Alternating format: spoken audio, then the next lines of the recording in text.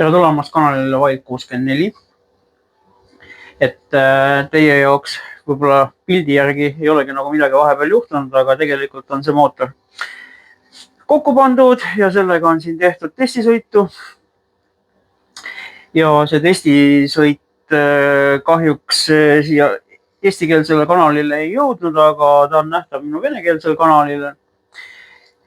Kes mind seal jälgib, siis need kindlasti on juba näinud, aga kes tunneb tulla teise kanali vastu huvi on ja siis muidugi jah, seal ma räägin nagu vene keeles. Võib-olla mõned ei saa aru sellest keelest, aga noh, teinekord pilt räägib iseenda eest. Aga jah, siis tollel kanalil on nagu näha siis ka selle asja testisõite. Ja kanali nimi on siis PVK 666. Aga jah, nüüd peale seda eelmist testisõitu ja siis täna tegin väikse ringi selle võriga ja avastasin, et nagu jõudu hakkab nagu vähemaks jääma kui ennem. Ja otsustasin, et peab jällegi selle mootori uuesti lahti võtma ja vaatama, milles siin nagu siis asi on. Ja nüüd ma olen siit põhimõtteliselt silindril nagu mitte mingisugust kokkujooksu jälgi ega mitte midagi ei ole, kõik on väga ilus. Aga mis ma olen siin avastanud on selle silindri sees nüüd see koht, ütleme, kust kohast nüüd see üldse on siin nagu pikendatud. Selle koha peal on tekkinud siukene silmaga nähtav juba siukene, kuidas ma ütlen, et nagu detailide erinevus on, ütleme. Kui algselt see asi oli nagu hoonitud, siis oli see kõik ühtlane pind, aga peale neid sõite on siin näha, et on välja joonistunud see ühenduskoht. Ja kui ma siin nagu veel täpsemalt vaatan, siis mulle tundub, nagu oleks need hülsid nagu erinevalt kulunud siin. Et see põhihüls oleks justkui rohkem kulunud kui see, mis ma siia hiljem nüüd lisasin nii-öelda nagu. Aga see võib ka olla ka sellest nüüd tingitud, et siin üks osa hülsist on nüüd selle korpuse küljes ja teine osa hülsist on siia nüüd nagu juurde pandud ehk juurde istutatud, siis paratamatult siin tekib erinev paisumine ja need detailid hakkavad siin paisuma erinevalt.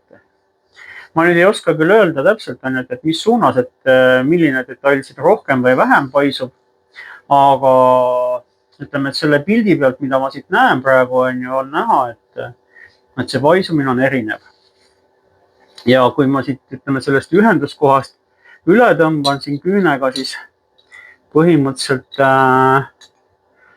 väga nagu ütleme, et midagi niisugust totaalselt nagu ütleme, et niisugust astet nagu siin ei ole. Et kõik on nagu ühtlaselt sile.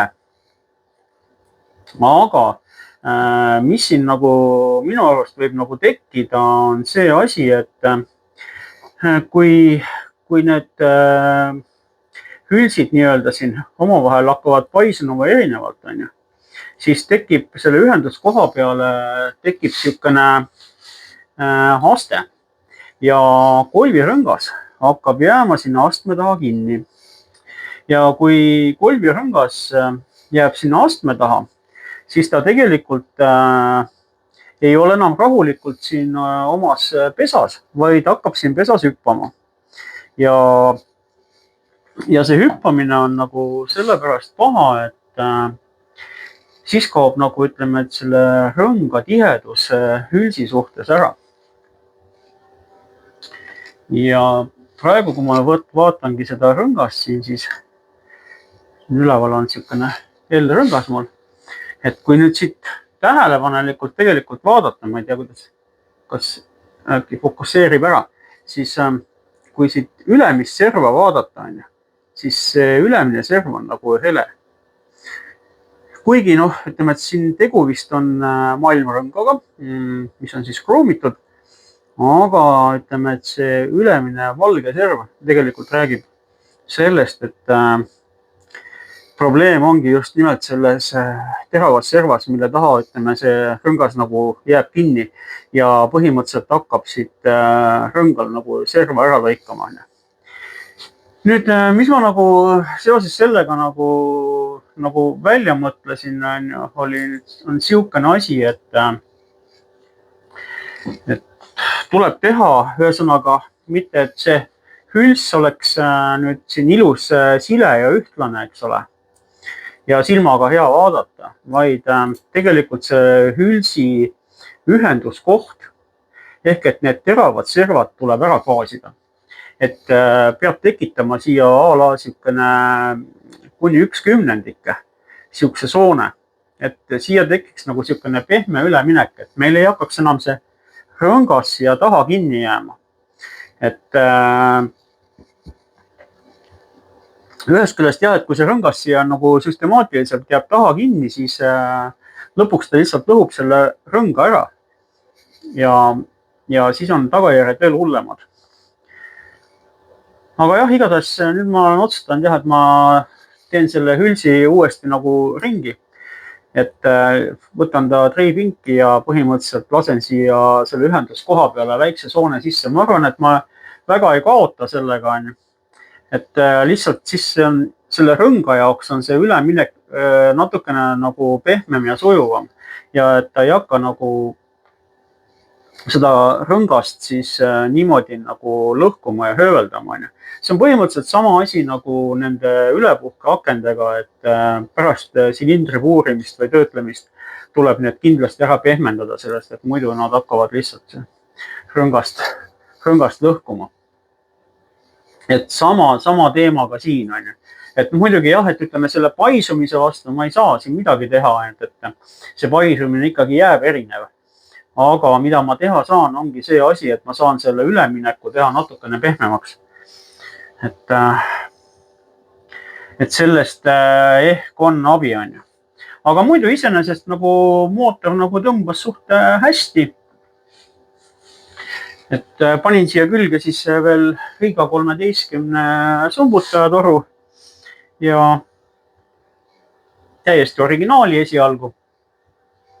Ja nüüd edaspidi ongi nagu plaan siis siukene, et lõikab selle sumbutaja siis kuskilt katkisid ja teeb siia taha siis koonused sisse. Et siis vaatab, kuidas ta selle koonustega sumpaga nagu sõidab. Aga ütleme, et juba sellega ta tegi suht head jõudu, et edasi saab minna ainult paremaks. Muidugi jah, kui meil ei tule siin mingisuguseid veel mingeid ootamatusi ette. Karbussiga esialgu pole midagi tehtud, see on täiesti originaal ja ilmselt ma vist ei tee ka sellega esialgu midagi ainult, et kõigepealt jah, et teeb selle silindri ja rõnga asja korda, et ei oleks sellega probleeme ja edasi siis sumpa ja siis järgmine kord juba karburaator, et siis on nagu näha täpsemalt, et kui palju siis seda mootori tööd nagu mõjutab, et muidu kui me teeme ühe korraga siin hästi palju liigutusi või muudatusi, siis me kokkuvõttes ei saa ise ka aru, et mis siin nagu juurde annab või mis siin nagu vähemaks võtab. Et sellised asjad, jah. Samas nüüd ma seda kolbi vaatan ka, siis tegelikult sellel kolbil on ka nagu, siin on näha, et see ülemine serv on nagu tegelikult nagu natukene valge, just kui taha kuskil oleks jäänud. Ühesõnaga selle hülsi pikendamisega tundub, et on mingid omad mured. Et eks ta üks siukene katsetamine praegu on, et kui see töötab, on väga hea, kui ei tööta, siis tähendab, saame teada, et see asi ei tööta ja ei ole jätkusuutlik, et edaspidi tuleb lihtsalt kasutada mingit muud hülsi või siis teha täiesti nullist hülse, et saaks siis pikema käiguga kolbi kasutada. Et selle kolbi nagu probleem ongi selles, et tal on üleval on L-rõngas ja ütleme, et kui meil oleks tavalise rõngaga kolb, siis me saaksime lasta selle kolbi siit silindri seest natukene välja, ütleme siin millimeeter 1,5 ja lõigata nii-öelda nagu siis seda silindrit nagu põlemiskambri sisse edasi või silindri pea sisse. aga selle L-rõngaga me ei saa sihukest asja lubada, sellepärast et siin lihtsalt kolb tuleb silindrist välja ja see rõngas läheb laiali ja kolb enam tagasi alla ei lähe. Et paraku on jah, selle L-rõngaga on natukene sihukene jama värk, kuigi jah, ütleme, et L-rõngas ise nagu paneb see ülepuhkeid ja väljalased, teeb hästi täpseks kõike ja heaks, aga jah, aga sihukesi trikke ta nagu ei lase teha hästi. Vot, et selline video siis selleks korraks, et eks me siis muterdame siin edasi ja täiustame asja. Et eks siis näeme jälle järgmine kord. Nüüd tänaseks kõik. Tšau!